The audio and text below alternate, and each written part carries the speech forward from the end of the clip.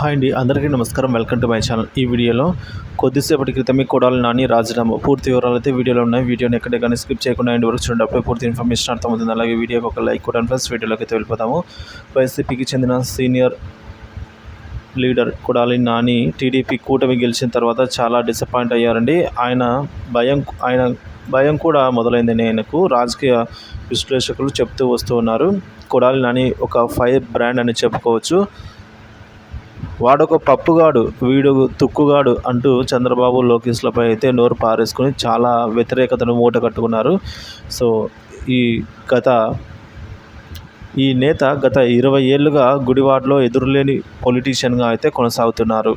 గత 4 ఎన్నికల్లో అసెంబ్లీ సీట్ను గెలుచుకున్నారు. అయితే ఆశ్చర్యకరంగా ఈసారి 50,000కు పైగా ఓట్ల తేడాతో ఓడిపోయారు. మీడియా ఇంటర్వ్యూలలో టీడీపీ అలాగే జేఎస్పీ నేతలపై అయితే బాహాటంగా విమర్శలు గుప్పించారండి ఈయన. సో విమర్శలు చేసినప్పటికి కూడా నాని ఇప్పుడు ప్రజల దృష్టిలో లేకుండా పోయారు.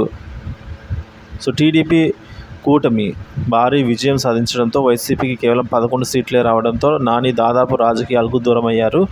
ఇటీవల గుడివాడలోని వాలంటీర్లు తమను రాజీనామా చేయాలని నాని ఒత్తిడి చేసినట్లు పోలీసులకు ఫిర్యాదు చేశారండి. ఏపీలో బ్యావరేజెస్ గోదామును అయితే లీజుకు తీసుకున్నట్టు ఒక వ్యక్తి పట్ల అయితే అనుచితంగా ప్రవర్తించాడనే ఆరోపణపై నానికి మరో కేసు కూడా నమోదైంది.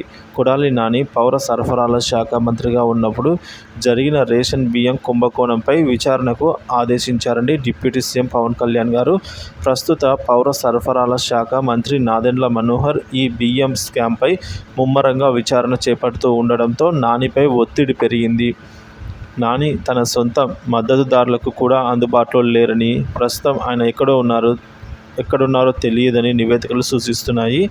ఇన్నాళ్ళు బాబు, పవన్, లోకేష్ లాంటి నేతలపై అయితే ఘాటు వ్యాఖ్యలు చేసిన నాని గారు 20 ఏండ్లుగా కొనసాగిన గుడివాడలో కింగ్ లాగా బతికిన నాని ఇప్పుడు ఆచూకీ లేకుండా పోవడం అయితే అందరినీ కూడా విస్మయానికి గురి చేస్తుందని చెప్తున్నారు. దీంతో టీడీపీ తమ్ముళ్ళు సరదాగా అతడిని ఆట పట్టిస్తున్నారట.